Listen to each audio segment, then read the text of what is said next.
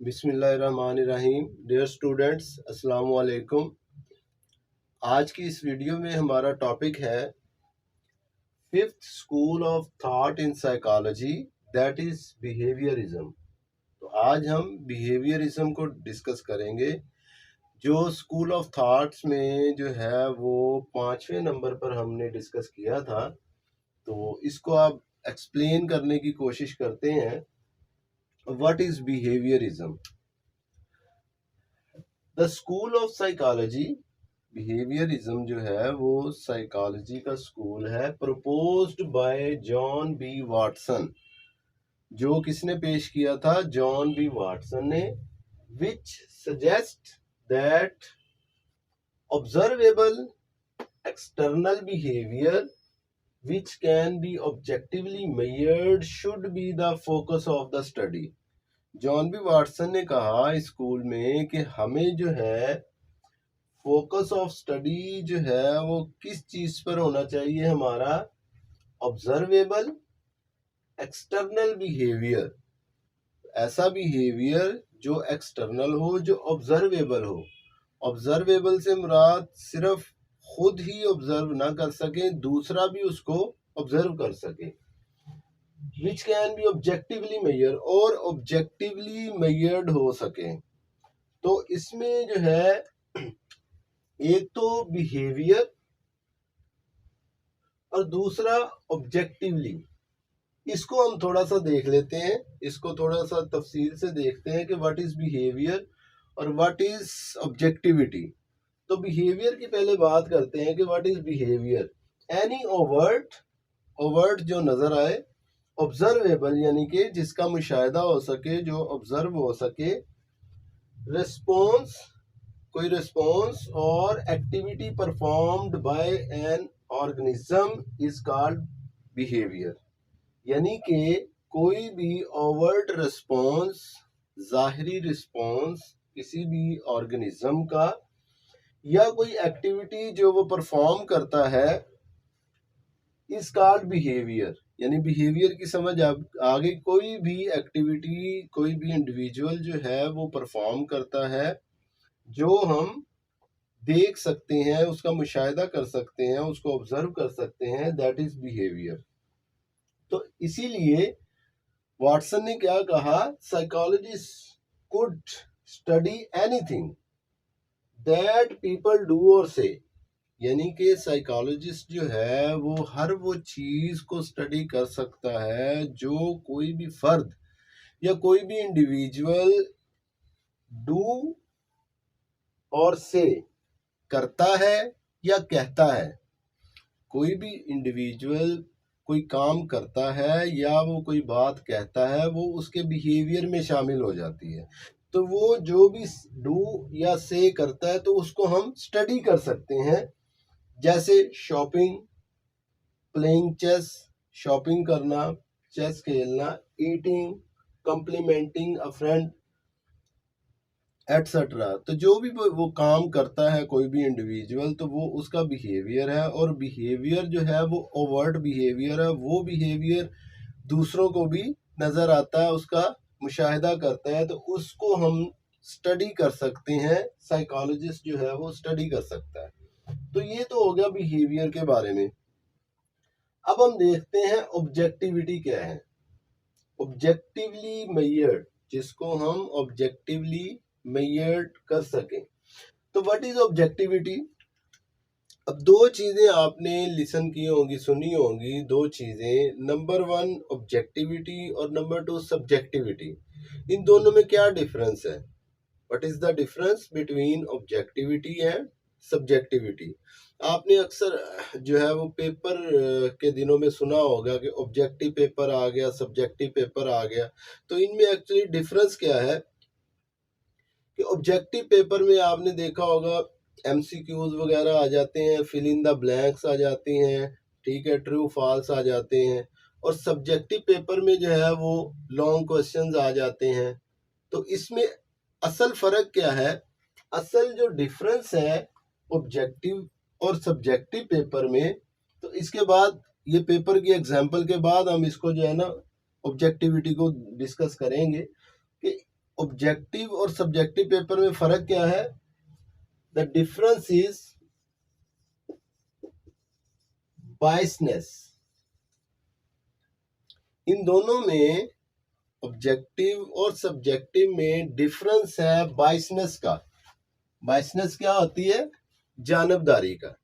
यानी कि objective paper में जानबदारी नहीं होती और सब्जेक्टिव पेपर में जानबदारी होती है। फॉर एग्जांपल, एमसीक्यूज 100 एमसीक्यूज हैं, तो उसमें जितने आपके एमसीक्यूज ठीक हैं, वो 2 या 2 से ज़्यादा एग्जामिनर जो है उस पेपर को चेक करते हैं, तो वो चारों के जो मार्क्स हैं वो इक्वल आएंगे आपके पेपर में। आपने पेपर ऑब्जेक्टिव हल किया, उसमें आपने एमसीक्यूज जो है उसको टिक किया, तो वो ऑब्जेक्टिव पेपर इसलिए है क्योंकि उसमें जानिबदारी नहीं है। जितने भी एग्जामिनर उसको चेक करेंगे उसमें आपके मार्क्स जो हैं सब में बराबर आएंगे, क्योंकि वो ऑब्जेक्टिव है, उसमें अपनी तरफ से कोई मार्क्स ऐड या सब्ट्रैक्ट नहीं हो सकता। जबकि सब्जेक्टिव पेपर में जो है, फॉर एग्जांपल एक ऐसे लिखने का आ गया कि आप इस चीज़ पे ऐसे लिखें, तो उस ऐसे में जो है जब वो डिफरेंट एग्जामिनर के पास जाएगा, एक ही लिखा हुआ पेपर, एक ही पेपर डिफरेंट एग्जामिनर के पास जाएगा, तो उन मार्क्स में जो है वो डिफरेंस होगा, इसलिए उसको कहते हैं सब्जेक्टिव पेपर। अच्छा, अब ये तो हो गया चेक करने के पॉइंट ऑफ व्यू से। अब लिखने के पॉइंट ऑफ व्यू से आप देखें कि जो भी ऑब्जेक्टिव पेपर होगा जिसका आंसर सही है वही आप लिखेंगे, लेकिन सब्जेक्टिव पेपर में हर इंडिविजुअल का जो है वो, जैसे ऐसे में हर इंडिविजुअल का अपना उसमें एक एडिशन होगा लिखाई में, उसमें मतलब कोई स्टेटमेंट जो है वो किसी की क्या होगी, किसी की क्या होगी, यानी कि अपनी तरफ से ऐड कर सकता है उसमें, अपनी तरफ से कोई चीज़ जो है उसमें छोड़ सकता है सब्जेक्टिव में, लेकिन ऑब्जेक्टिव में ऐसा नहीं है।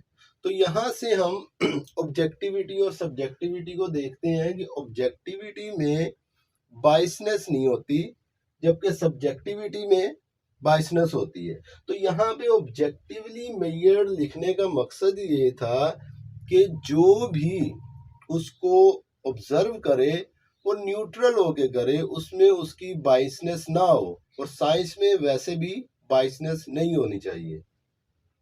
तो that was the definition of behaviourism, कि जो है विच can be measured objectively should be the focus of study, यानी कि ऐसा बिहेवियर जो ऑब्जेक्टिवली मेजर्ड हो सके उस चीज पर फोकस होना चाहिए।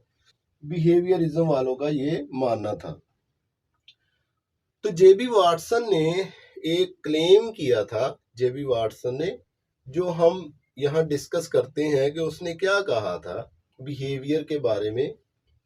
उसने कहा था, he said, give me a dozen healthy infants, well formed and my own specified world, यानी कि उसने कहा कि मुझे कुछ बच्चे जो है वो हेल्दी इन्फेंट्स, हेल्दी बच्चे दें, वेल फॉर्म्ड हो, और मुझे ऐसी वर्ल्ड दें, ऐसी दुनिया दें जो मेरे मुताबिक हो, यानी कि जो मैं उसमें चाहूँ रद्दोबदल यानी कि तब्दीली कर सकूँ, ऐसी एनवायरनमेंट दें।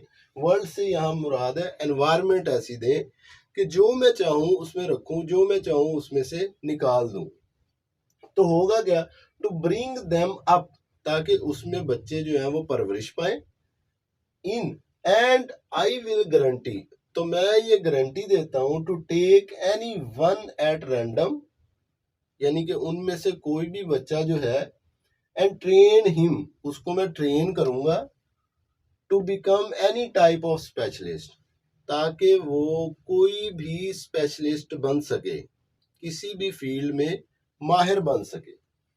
यानी कि आई माइट सेलेक्ट, यानी कि मैं सेलेक्ट कर सकता हूं किसी भी बच्चे को कि वो डॉक्टर बनेगा, he will be liar, artist, merchant and yes, और हाँ even beggar man, इवन के फकीर भी, एंड थीफ, और चोर भी। रिगार्डलेस ऑफ हिज टैलेंट, यानी कि इस चीज को छोड़ दें आप कि उसका टैलेंट क्या है, टेंडेंसीज, उसकी कुव्वतें क्या है, एबिलिटीज, उसकी काबिलियतें क्या है, and race of his ancestor, यानी कि उसकी रेस क्या है, उसके अबाओ इज्दाद की रेस क्या है।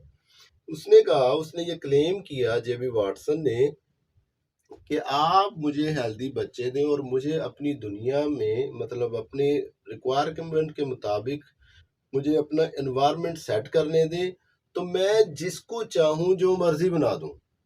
सिंपल अल्फाज में जो है उसके कहने का मकसद ये था कि जिस वो उस एनवायरनमेंट में बच्चे जो है परवरिश पाएंगे, तो मैं जिस बच्चे को चाहूँ जो मर्जी बना दूं, सिर्फ और सिर्फ किस लिए, लर्निंग के प्रोसेस से। तो यहाँ से हमारा एक कंसेप्ट जो है वो शुरू से जो है उस पर डिबेट चलती आ रही कि nurture versus nature versus nurture, यानी कि नेचर मतलब कुदरत वर्सेस नर्चर, नर्चर एनवायरनमेंट। तो इस डिबेट में ये था कि आया कि इंसान जो है वो पैदा होता है या बनाया जाता है, यानी कि यहाँ इंसान से मुराद इंसान जो भी एक्ट करता है उसकी जो पर्सनैलिटी है, आया कि वो इनहेरिटेड है, विरासती है, जो भी वो काम करता है, जो भी उसकी पर्सनैलिटी होती है, जो भी उसके ट्रेड्स होते हैं, वो ईमानदार है, बेईमान है, चोर है, डॉक्टर है, जो भी है, जो भी उसकी पर्सनैलिटी है, आया कि वो इनबॉर्न है या वो that is made by the environment, या वो एनवायरनमेंट की वजह से बना है ऐसा। तो इस डिबेट में जेबी वाटसन का ख्याल था कि कोई भी शख्स जो है, कोई भी इंडिविजुअल जो है, दैट इज नॉट बॉर्न, कोई भी पर्सनैलिटी जो है वो इनहेरिटेड नहीं है, वो विरासती नहीं है, एवरीथिंग इज लर्नड। जो भी क्वालिटी है, जो भी पर्सनैलिटी है, वो सीखी जाती है, इंसान बनाए जाते हैं, शख्सियत बनाई जाती है लर्निंग के थ्रू। इवन के डिफरेंट टाइप्स के जो डिसऑर्डर हैं वो भी हम सिखा सकते हैं, उसको प्रोड्यूस कर सकते हैं डिफरेंट डिसऑर्डर्स को, जैसे फोबियाज हैं। अब एक सिंपल जो है वो एग्जांपल लें कि एक बच्चा जो है अपनी माँ के साथ जा रहा है, बाजार में जा रहा है, तो रास्ते में जो है वो उनके रिलेटिव मिल गए हैं। तो उन रिलेटिव को देख के जो है उसकी माँ के, बच्चे की माँ के एक्सप्रेशन जो है वो चेंज हो गए हैं, उसने स्माइल पास की है, वो हंसने लग गई है, खुश हो गई है। तो यहाँ से बच्चा जो है अपनी माँ के एक्सप्रेशन जो है वो लर्न कर रहा है कि किसको देख के उसने जो है वो ऐसा रिएक्शन परफॉर्म करना है। बिल्कुल आगे जाके कोई ऐसा रिलेटिव आ जाता है जिसको उसकी माँ जो है वो नापसंद करती है, तो उसको देख के जो है वो उसकी माँ के एक्सप्रेशन जो है वो गुस्से वाले हो जाते हैं। तो इसको भी बच्चा जो है वो ऑब्जर्व कर रहा है। तो everything which is observed by the child is learned by him. जो भी बच्चा वो देखता है वो सीखने की कोशिश करता है, क्योंकि बच्चा जो है वो बड़ा एक्टिव लर्नर होता है, वो पैसिव लर्नर नहीं होता, वो एनवायरनमेंट से सीखता रहता है। तो ये था अबाउट द बिहेवियरिज्म। तो इंशाल्लाह ताला नेक्स्ट वीडियो में जो है वो नए टॉपिक के साथ हाजिर होंगे। तब तक के लिए अल्लाह हाफिज, अस्सलाम वालेकुम।